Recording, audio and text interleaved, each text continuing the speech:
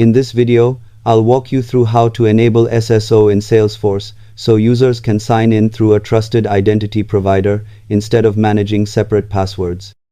Single sign-on in Salesforce is commonly configured using SAML, and it requires coordination with your organization's identity provider such as Okta, Azure AD, or another SAML-compatible system.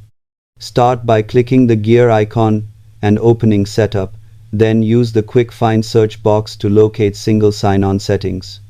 From there, create a new SSO configuration and provide the required details from your identity provider, including the issuer or entity ID, login URL, and the identity provider certificate used to validate signed assertions. Accuracy is critical because mismatched values can prevent authentication from working properly. After saving the configuration, you'll typically test the login flow and map users to the correct authentication method. It's also recommended to keep a separate admin login available while testing to avoid lockouts. Subscribe for more practical Salesforce tutorials.